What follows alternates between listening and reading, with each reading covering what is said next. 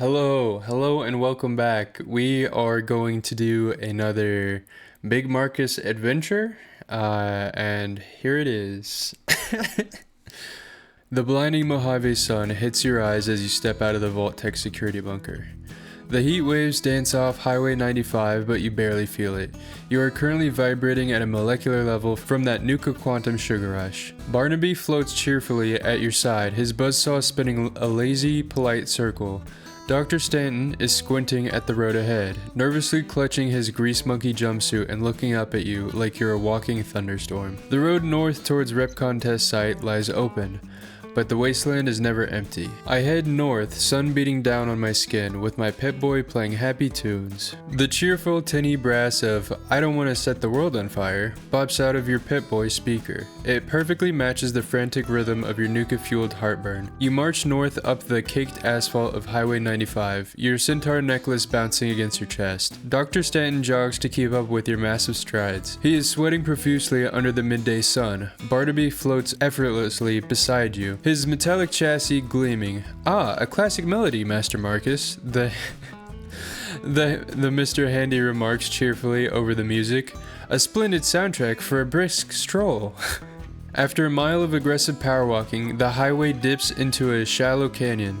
Up ahead, you spot a rusted, jackknifed semi-truck blocking the road. Your mutant eyes catch a flash of movement behind the trailer, and you hear a distant metallic clack, clack of weapons being readied. Before you can react, three scruffy Viper Raiders step out from behind the wreckage. One holds a tire iron, the second aims a rusty pipe pistol, and the leader, wearing a leather jacket covered in snake scales, points a double-barrel shotgun right at your chest. "Hold it right there, monster," the leader barks. His voice wavers slightly as he looks at your massive size and the rotting centaur head around your neck. "Leave the robot and the old man. Drop your weapons and maybe we won't turn you into a green rug." Thanks to your wasteland intimidation effect, the raiders are visibly sweating and terrified of you, giving you a massive advantage if you try to scare them off. I roar an ear-shattering bellow. "Rah! I'm an ogre. Don't you know this is my swamp?" Your Nuka-fueled lungs expand to maximum capacity, and you let loose an absolutely terrifying, ear-shattering roar. The sound waves echo off the canyon walls. It completely drowns out your Pip Boy music. Your centaur head necklace jiggles aggressively as you bellow your supreme authority over the wasteland. The Viper Raiders instantly freeze. The sheer absurdity and raw power of a 9-foot-tall green mutant claiming a dusty desert highway as his swamp breaks their brains. Thanks to your wasteland intimidation bonus, the result is immediate panic. The leader's knees literally buckle. He drops his double-barrel shotgun into the dirt. The raider with the pipe pistol fires a wild shot directly into the sky out of pure reflex, then instantly drops the gun. The third raider drops his tire iron and wets himself. "Swamp? Yes, sir. Sorry, Mr. Ogre," the leader squeaks. He scrambles backwards on his hands and knees. It's your swamp. We're leaving. All three raiders turn and sprint south down the highway into the desert. They run so fast they leave a trail of dust clouds behind them, abandoning all of their gear in the middle of the road. Dr. Stanton blinks in shock, wiping a mix of sweat and raider spit from his face. Barnaby claps his three robotic claws together politely. "Oh, bravo, Master Marcus. A most poetic use of territorial dominance. Shrek would be deeply proud." You are still vibrating from your sugar rush, and you now have a pile of free loot sitting on the asphalt. Here's what they left behind. A double-barrel shotgun with 4 shotgun shells, a pipe pistol with 8 .38 rounds, a tire iron, and 14 caps. I kick the junk with my foot. Not quite grasping that I should loot it. Your massive mutant boot connects with the pile of weapons and caps, sending the guns clattering across the asphalt and scattering the shiny bottle caps into the sagebrush. To your Nuka-charged brain, it is all just tiny, useless metal junk. Why would an ogre need tiny pop-up guns when you have a massive highway sign to smash things with? Dr. Stanton watches the caps fly into the dirt and lets out a tiny heartbroken whimper. He steps forward, his hands trembling.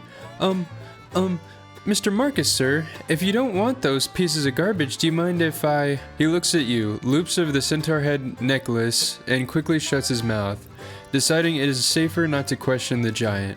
Barnaby, however, floats over the scattered items. His mechanical eyes whir and click as he focuses on the jackknife semi-truck just past the discarded loot. A fascinating rejection of material wealth, Master Marcus. However, my sensors indicate the cargo container of this pre-war transport vehicle is still sealed. There may be larger, much more satisfying junk inside. The road north is still clear, but that big rusted metal box on wheels is sitting right in front of you. What is your plan, boss? I grab the back door of the cargo container and attempt to open it. You stomp up to the back of the rusted semi-truck. Your massive green hands grip the handles of the sealed cargo doors. The pre-war steel is hot from the desert sun, but your tough mutant skin barely registers it. The locking mechanism is completely rusted shut. A normal human would need a heavy crowbar or explosives to crack this open. But you are Big Marcus. You have a Nuka-Cola Quantum rushing through your veins and a 9-foot-tall frame. You flex your massive back muscles. Your centaur head necklace swings wildly as you give a mighty heave. With a loud, screeching tear of groaning metal, the rusted hinges snap. You completely rip one of the heavy steel doors right off its mounts and toss it into the highway with a loud clang. As the dust settles, you peer into the dark cargo hold. The truck wasn't carrying military gear or food. It was a pre-war delivery truck for a major electronic retailer. Inside you see boxes of fission batteries, dozens of heavy, hazardous batteries used to power old appliances, a locked security footlocker, a sturdy metal box bolted to the floor of the truck bed, a strange blue glow. Hidden way back in the darkest corner of the trailer, something is pulsing with a soft, eerie blue light. It is definitely triggering your quantum-fueled curiosity. Behind you, Dr. Stanton gasps, "Oh, my, those fission batteries. Barnaby, help me load some into my pack. We can use these to stabilize the fuel matrix later." What does Big Marcus do? Ooh, shiny. I am instantly drawn to the blue glow and head towards it. Your massive mutant eyes lock onto that beautiful blue light. Your Nuka Quantum brain instantly goes, "Ooh, shiny." You completely ignore the heavy batteries and the locked box. You stomp right into the dark, dusty trailer, your heavy boots shaking the floorboards of the truck as you head straight for the glow. As you get closer, you see it is a pristine, glowing blue bottle sitting inside a cracked shipping crate. It looks exactly like the Nuka-Cola Quantum you chugged earlier, but the label is different. It features a cartoon rocket ship and reads, "Targeting HUD Blue," a rare experimental military tech shipment from before the bombs dropped. You reach out your giant green hand to grab it. Suddenly, your foot trips on a hidden wire rigged across the floor. Tripwire. A heavy pre-war frag mine hidden under some cardboard clicks open right beneath your feet. It begins to beep frantically. Beep, beep, beep, beep. You have less than 2 seconds before it blows. Because you are still vibrating from your Nuka-Cola sugar rush, your reflexes are lightning fast. Tell me how Big Marcus reacts. Uh-oh, I say to myself, unable to comprehend what exactly it is, but familiar with bad beeping sounds. The frantic beep beep beep beep triggers a deep instinctual memory in your giant mutant brain. You don't know what a fission-triggered explosive is, but you definitely know that fast beeping means big boom. You don't have time to think, you just react. The mine detonates with a deafening boom. Fire and shrapnel explode upward, filling the back of the semi-truck with smoke and flying metal. Because you didn't run or dive, you take the blast directly to your massive legs and chest. Dust pours out of the back of the trailer as Dr. Stanton screams in terror from the highway. "Mr. Marcus!" As the smoke clears, you step out of the truck bed, coughing and shaking soot off your green shoulders. Your tough super mutant skin and your natural radiation immunity saved your life. The blast scorched your legs and shredded the bottom of your pants, but you are too tough to be taken down by a little raider trap. A health status update. You take 15 damage to your legs. Ah! Your pre-war sugar rush is starting to fade into a dull headache, but you are still standing strong. You look down at your massive hand. Miraculously, your giant body shielded the crate. Clutching tightly in your fist is the pristine, glowing blue bottle. It survived without a single scratch. Barnaby floats up to you, his eyes whirring as he inspects your charred skin. "My word, Master Marcus, that was an exceptionally loud welcoming mat. You are leaking a bit of soot, but your prize appears intact." You now hold the targeting HUD blue fluid. If you drink it or smear it on your face, it might do something crazy to your vision. Meanwhile, the blast completely blew the locked security footlocker open, scattering its contents on the floor. What is the next move for the Great Green Ogre? Ugh. I'm thirsty, I say woozily, and instinctively chug whatever is in the blue bottle. Your Nuka Quantum High is officially gone, leaving you with a nasty wasteland headache. Feeling woozy and desperately thirsty, you pop the top off the glowing blue bottle. You don't read the warning labels, you just tilt your massive head back and chug the thick, glowing blue liquid in one giant gulp. It does not taste like blueberries. It tastes like copper, melted plastic, and pure electricity. You let out a loud burp and a tiny puff of blue smoke escapes your mouth. Instantly, your massive mutant eyes widen as the experimental military tech bonds with your biology. The world around you changes completely. Targeting HUD activated. Your vision turns a sharp digital amber color. Every living thing in your line of sight is now glowing with a bright neon red outline. You can see Dr. Stanton's heart beating through his chest, and you can see every hidden gear spinning inside Barnaby's metal body.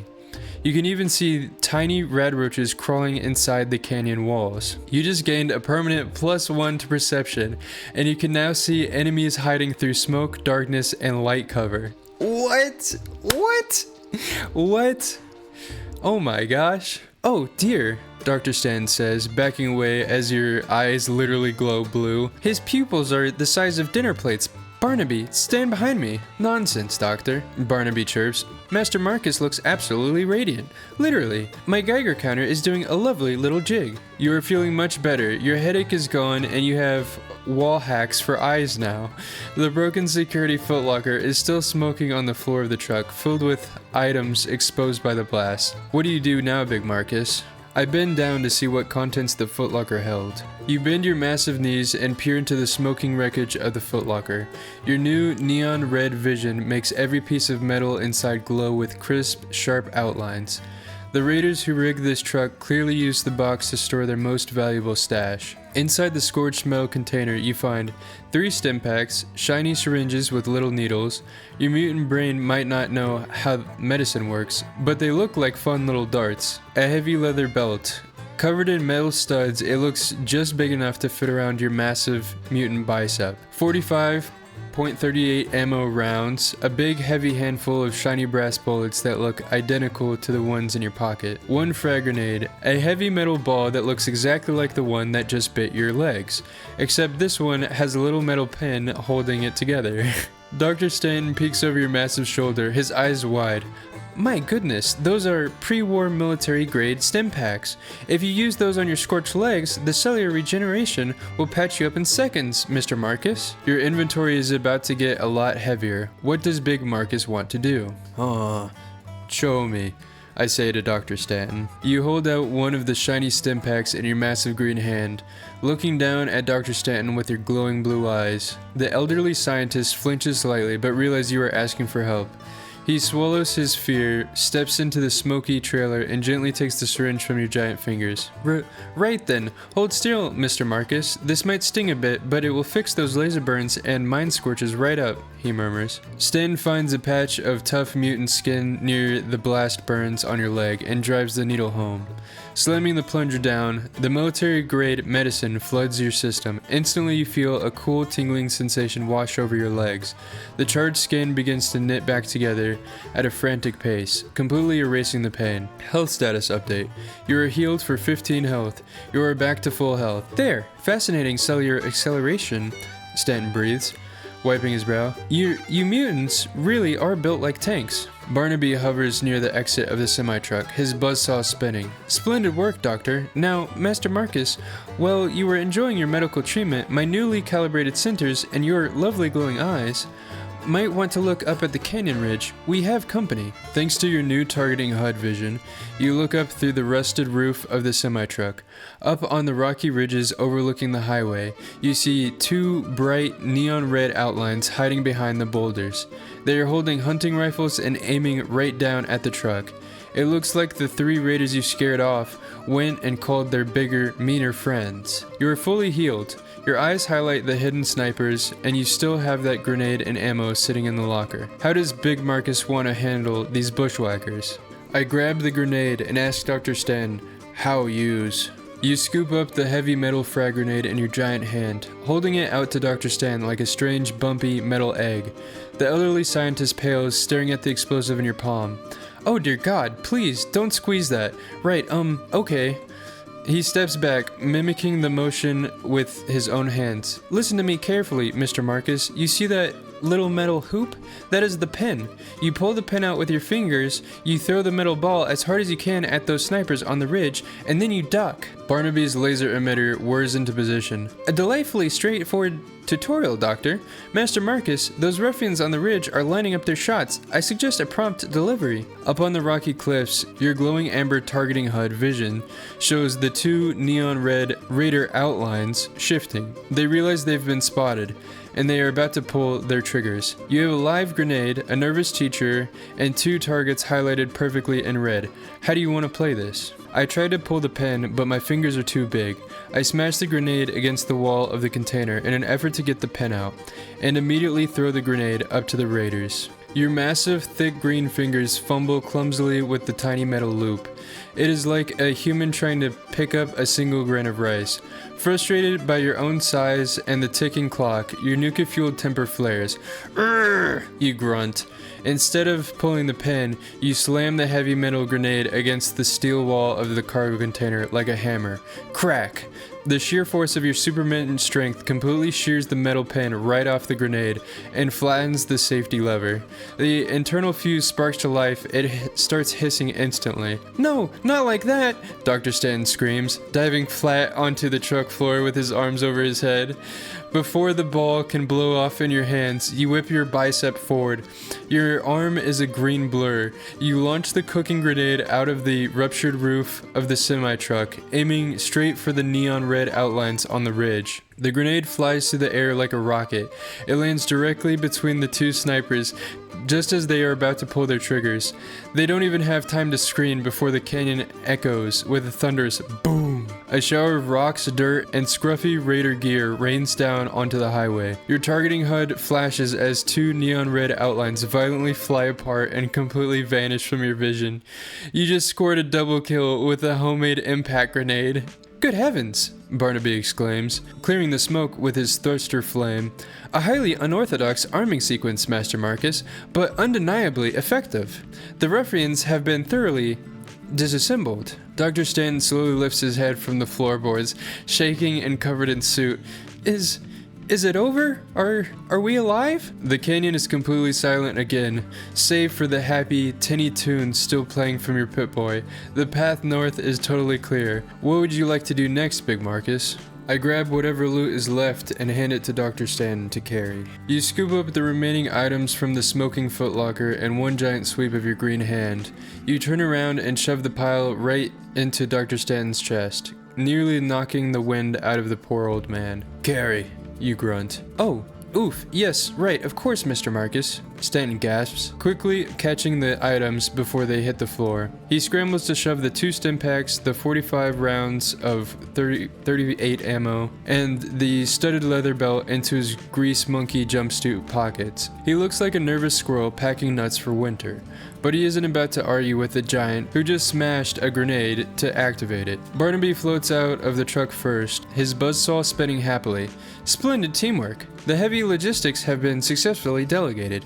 The road north is clear, Master Marcus. With the raiders dealt with, the loot secured, and your eyes glowing a beautiful targeting HUD blue, you step back out on a Highway 95. Your Pip-Boy is still pumping out happy tunes, and the Repcon test site awaits. That is going to do it for this episode. I will catch you in the next one. Bye!